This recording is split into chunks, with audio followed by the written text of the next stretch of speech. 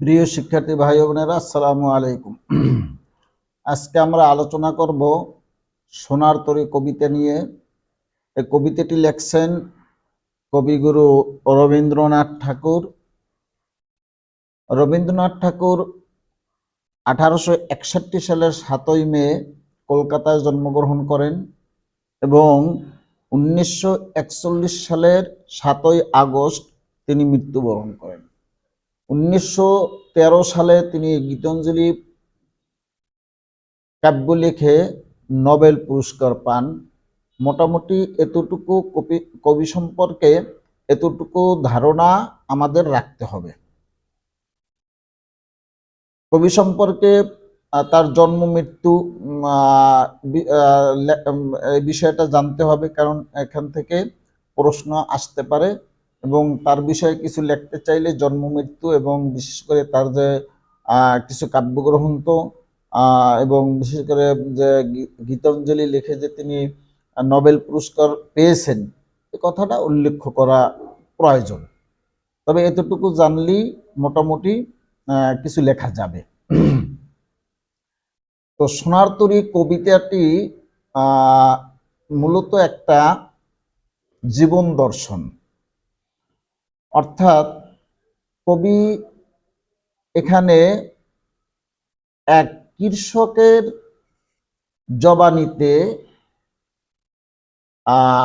সমস্ত মানুষের জীবনধারাকে, সমস্ত মানুষের জীবনের একটা বিষয়কে তিনি তুলে ধরেছেন একজন কৃষকের জবানিতে। আর এখানে কৃষক মূলত কবি নিজেই ভাবার্থে, তার ভাবনায় তিনি এটা ফুটিয়ে তুলেছেন।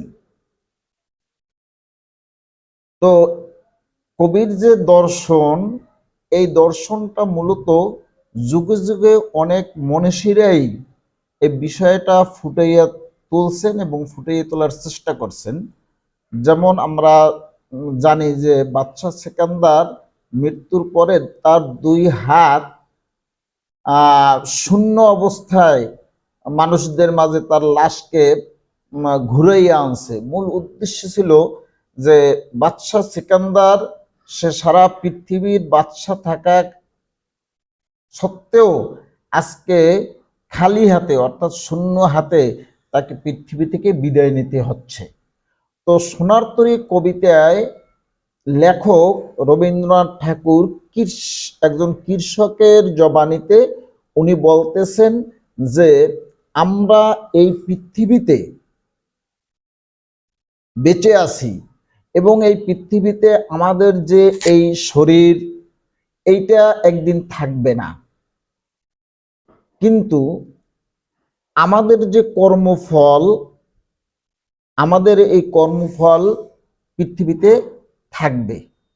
তো কবি এখানে মূলত তার কর্মফলকে, তার জীবনের যে কর্মময় জীবনে তিনি যা অর্জন করেছেন তাকে বলছেন তিনি ধান, অর্থাৎ সোনার ফসল ধান বলেছেন।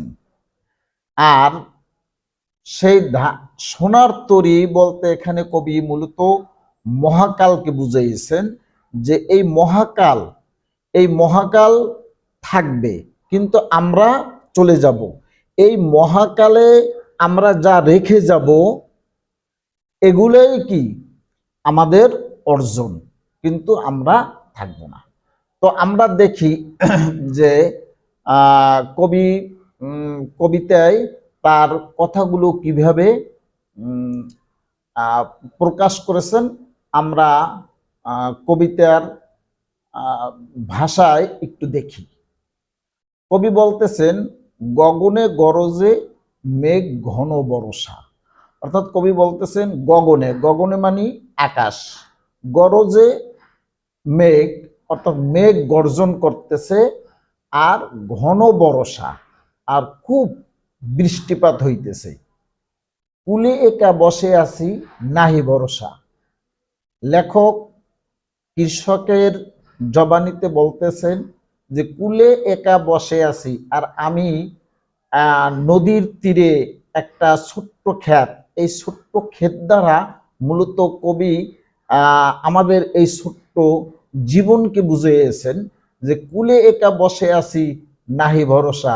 আমি একটা চারিদিকে নদী, মাঝখানে একটা ছোট্ট ক্ষেত, এই ক্ষেতের ভিতরে আমি একা বসে আছি, আমার কোনো ভরসা নাই। রাশি রাশি ভাড়া ভাড়া, ধান কাটা হলো সারা। কবি বলতেছেন যে আমি ধান কাটতে কাটতে রাশি রাশি ভাড়া ভাড়া, রাশি রাশি মানে স্তূপ স্তূপ, গুচ্ছ গুচ্ছ, ভাড়া মানে ধান রাখার যে জায়গা, এটাকে বলে বুঝাইছে যে আমি ধান কাটিয়া তারপর কি স্তূপ স্তূপ করিয়া রাখছি, আমার ধান কাটা শেষ। ভরা নদী খুরু ধারা খড় পরশা, ধান কাটা শেষ, চারিদিকে নদী, মাঝখানে ছোট্ট একটা ক্ষেত, এখানে আমি সোনার ফসল ফলাইছি। এই সোনার ফসল হয়েছে আমাদের কর্মময় জীবনের ভালো কাজগুলা। আমি সোনার ফসল ফলাইছি, হ্যাঁ, এখন কি হয়েছে, চারিদিকে বর্ষা আর এবং নদীতে প্রচুর পরিমাণে প্রচুর পরিমাণে কি নদীর স্রোত, কাটিতে কাটিতে ধান এলো বর্ষা। আর এমন সময় কি আমার এই ধান কাটতে কাটতে বর্ষা আসছে, একখানি ছোট ক্ষেত, আমি একলা, আর আমি সেই দ্বীপের ভিতরে ছোট্ট একটা ক্ষেতে আমি একলা। চারিদিকে বাঁকা জল করেছে খেলা, যে চারিদিকে আমার যে ক্ষেত, সেই ক্ষেতের চারিদিকে নদী, বাঁকা জল, হ্যাঁ, তারা কি বাঁকা জলের ঢেউ, সেই ঢেউ আসতেছে, আর আমি সেই ক্ষেতে একলা। পরপারে দেখি আঁকা, কবি বলতেছেন আমি পরপার অর্থাৎ আমি ওপারে তাকাইয়ে দেখতে আছি যে তরু ছায়া মশি মাখা, অর্থাৎ গাছগুলা, গাছের ছায়ায় গ্রামখানি ঝাপসা দেখা যাইতে আছে, আর গ্রামটা মেঘে ঢাককে রয়েছে, যে আর গাছের ছায়ায় গ্রামটা দেখা যাইতেছে ধুয়াশা, অর্থাৎ আবসা আবসা দেখা যাইতেছে। প্রভাত বেলা, যে সকালে সকালে সকালবেলা যেইভাবে কুয়াশাচ্ছন্ন দেখা যায়, ওইভাবে কুয়াশাচ্ছন্ন অর্থাৎ অস্পষ্ট একটা গ্রাম দেখা যাইতেছে। এপারেতে ছোট ক্ষেত আমি একলা, আর এই পারে ছোট্ট একটা ক্ষেত, এই ক্ষেতে আমি একলা বসে আছি। গান গেয়ে তৈবে কে আসে পারে, লেখক বলতে আছেন, কবি বলতে আছেন কৃষকের জবানিতে, গান গেয়ে তরিবে কে আসে পারে, যে আমি দেখতে আছি গান গেয়ে একটা নৌকা বাইয়া এক কে জানি আসতেছে, দেখে যেন মনে হয় চিনি উহারে। বলতেছেন যে আমার দেখে মনে হয় যে আমি যেন তাকে চিনি, এই রকমের একজন মাঝি, এই রকমের একজন মাল্লা, সে নৌকা বাইয়া এপারে আসতেছে। ভরা পালে চলে যায় কোনো দিকে নাহি চায়, সে বলতেছেন ভরা পালে চলে যায়, পাল মানে নৌকার বাদাম, সহজভাবে আমরা যেটা বুঝি নৌকার পাল, সেই নৌকার পাল তুলে, হ্যাঁ, সে গান গাইতে গাইতে মনের সুখে, হ্যাঁ, ভরা পালে চলে যায়, সে নৌকার পাল তুলে চলে যাইতে আছে, কোনো দিকেই চায় না।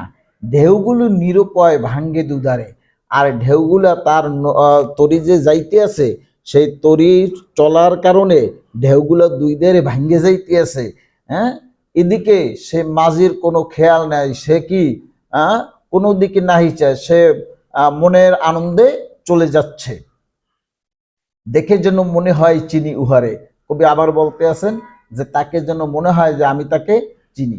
এখন কবি কৃষকের জবানিতে বলতেছেন, কৃষক বলতেছেন সেই ছোট্ট ক্ষেতের ভিতরে, ওগো তুমি কোথায় যাও কোন বিদেশে, যে হে মাঝি তুমি কোথায় যাও কোন বিদেশে যাও, বারেক ভিড়াও তীর কুল এসে, বারেক মানে একবার, একটু ভিড়াও তরি কুলিতে এসে, যে কুলে একটু নৌকাটা ভিড়াও, যেও যেথা যেতে চাও, যথা ইচ্ছা তথায় যাও, যেমনে মনে হচ্ছে তুমি যাও, যারে খুশি তারে দাও, যে তুমি যারে ইচ্ছা তারে দিয়ে দাও। অর্থাৎ আমি যে এই আমার খেতে সোনার ফসল ফলাইছি, অর্থাৎ আমার জীবনে আমি যে সুন্দর কাজগুলো করছি, হ্যাঁ, এই কাজগুলো কি করো, তুমি নিয়ে যাও, আমার এই সোনার ফসল তুমি নিয়ে যাও, নিয়ে তুমি কি করো, যারে খুশি তারে দাও, তাতে আমার কোনো আপত্তি নাই। শুধু তুমি নিয়ে যাও ক্ষণিক হেসে, একটু আনন্দ সহকারে একটু হেসে তুমি আমার এই কাজগুলা নিয়ে যাও, আমার এই ফসলটা কি তুমি নিয়ে যাও, আমার সোনার ধান কুলিতে এসে, যে কুলি এসে আমার এই সোনার ধান তুমি নিয়ে যাও। যত চাও তত লও, তরুণী পরে। তরুণী মানে নৌকা, যত চাও তত লও, অর্থাৎ তুমি যত ইচ্ছা তত নৌকায় উঠাইয়ে নাও। আর আছে? এখন মাঝি বলতেছেন আর কি আছে? কৃষক বলতেছেন আর নাই, দিয়েছি ভরে, যে যা আমি অর্জন করছি আমার এই ছোট্ট জীবন থেকে, আমি যে ফসল ফলাইছি আমি সব তোমারে দিয়ে দিছি।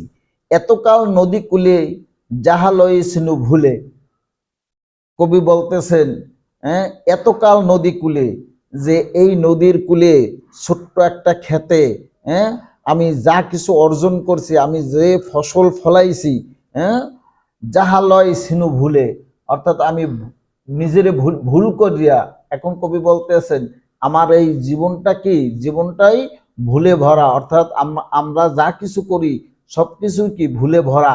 তো যাহা লয় সিনু ভুলে, আমি যা কিছু ভুল করিয়ে করছি, হ্যাঁ, সকলই দিলাম তুলে। আমি আমি যে এই ফসল ফলাইছি, হ্যাঁ, এইটা ছিল, কবি বলতেছেন কি, এইটা ছিল আমার জীবনের একটা ভুল, আমি ভুল করিয়া এই ফসল ফলাইছি, ভুল করিয়া আমি যে ফসল ফলাইছি থরে বিথরে সবকিছুই আজ আমি কি তোমারে দিয়ে দিলাম, এখন আমারে লহ করুণা করে। এখন লেখক বলতে আছেন আমার জীবনের যত অর্জন, হ্যাঁ, যা কিছু করছি সব আমি তোমার নৌকায় দিয়ে দিলাম, এখন কি আমারে একটু তোমার নৌকায় লও। মাঝি বলতে আছেন ঠাই নাই ছোট সেতরি। মাঝি বলতেছেন কি, মাঝি কে? এই জায়গায় মাঝি এবং নৌকা হইছে মহাকাল। মহাকাল বলতে কি, এই রহস্যময় পৃথিবী, মহাকাল, অর্থাৎ আমরা থাকবো না কিন্তু কাল থাকবে, আমরা থাকবো না সময় থাকবে, যুগ থাকবে। এই যুগ এবং সময়টা হচ্ছে কি সোনার তরী। এই সোনার তরীতে আমাদের জীবনের ফসল সে উঠাইয়ে নেবে, উঠাইয়ে নেছে, সবকিছু আমরা দিয়ে দিছি। কিন্তু যখন কৃষক বলতেছে যে আমার একটু নৌকায় লও, বলতেছে কি তোমার লওয়ার মতো জায়গা নাই। তার মানে কি, যে এই মহাকালে বেঁচে থাকার মতো ক্ষমতা আমাদের কারো নাই। আমাদের কি, আমাদের যে অর্জন, সে অর্জন নৌকায় তুলে মহাকালে দিয়ে, অর্থাৎ পৃথিবীকে দিয়ে আমাদের চলে যেতে হবে। আমারই সোনার ধান গিয়েছে ভরি। এখন যে কৃষক বলতেছেন যে ঠাই নেই, নৌকায় একটু ঠাই নেই, আমার সোনার ধান গিয়েছে ভরি, আমি যে সোনার ধান ফসল ফলাইছি এই ফসলেই নৌকা ভরিয়ে গেছে। শ্রাবণ গগন ঘিরে, যে শ্রাবণের আকাশে মেঘ ঘনিয়ে আসছে, ঘন মেঘ ঘুরে ফিরে, যে ঘন মেঘ ঘুরতেছে, শূন্য নদীর তীরে রহিনু পরি, যাহা ছিল নিয়ে গেল সোনার তরী। এখন কবি বলতেছেন যে আমার জীবনের যত অর্জন, আমার জীবনের যা কিছু সব আমি সেই মহাকালকে দিয়ে দিছি, অর্থাৎ যুগকে, সময়কে আমি দিয়ে দিছি। আর আমি একলা সেই চারিদিকে নদীর পানি থই থই করতেছে, স্রোত বইয়ে যাইতেছে, এবং সেই কালো মেঘের গর্জন, এমন একটা অবস্থায় সেই নদীর তীরে ছোট্ট একটা খেতে আমি কি করছি, ছোট্ট একটা খেতে আমি বসে আছি। হ্যাঁ, আমার অর্জন সব শেষ, এখন আমি বসে আছি, যে কোনো সময় আমি ধ্বংস হয়ে যাব। সেই আকাশের বর্জন আর নদীর ঢেউ সব মিলে একাকার হয়ে এক সময় আমি ধ্বংস হয়ে যাব। তো কবিতার মূল বক্তব্যই ছিল এতটুকু, যে আমাদের এই নশ্বর দেহ, আমাদের এই জীবন, আমাদের এই ক্ষণস্থায়ী জীবন শেষ হয়ে যাবে। হ্যাঁ, এই মহাকালে আমাদের জায়গা হবে না। যেমন সোনার তরীতে কৃষকের জায়গা হয়নি, এই সোনার তরী হচ্ছে মহাকাল, এই মহাকালে আমাদের জায়গা হবে না। কিন্তু আমরা যে ফসল ফলাবো, আমরা যে সোনার ফসল ফলাবো, আমাদের জীবনের যে কর্ম, সেই কর্মগুলো আমরা মহাকালকে দিয়ে যাব। মহাকাল সেই কর্ম নেবে, কিন্তু আমাদেরকে নেবে না, আমরা শূন্য হাতেই চলে যাব। এটাই ছিল মূলত কবির কবিতার মূল বক্তব্য। তো যদি আমরা এই মূল বক্তব্য সুন্দরভাবে বুঝি, আশা করি যদি মূল বক্তব্য আমরা বুঝি তাহলে পরীক্ষায় লিখতে পারবো না এমন কিছু না, অবশ্যই পরীক্ষায় আমরা লিখতে পারবো। তো আমার মনে হয় এখানে আর কিছু বোঝার বাকি নেই। তারপরও যদি কারো বুঝে না আসে, মূল বইটা একবার দেখবেন, দেখলেই আশা করি সুন্দরভাবে লিখতে পারবেন এবং সুন্দরভাবে বোঝাও যাইবে। আর একটা বিষয় হচ্ছে যে আমরা কবিতা এবং গদ্য যা কিছু পড়ি না কেন, যদি আমরা নিজেরা না বুঝি তাহলে সেই পড়ার কোনো মূল্যই নেই, সেই পড়ার কোনো দাম নাই। আগে আমাদের বুঝতে হবে, আমাদের জ্ঞান অর্জন করতে হবে, আমাদের বুঝতে হবে এবং সেই জ্ঞানকে কাজে লাগাতে হবে, তাহলেই কি আমাদের সফলতা আসবে। সকলকে ধন্যবাদ।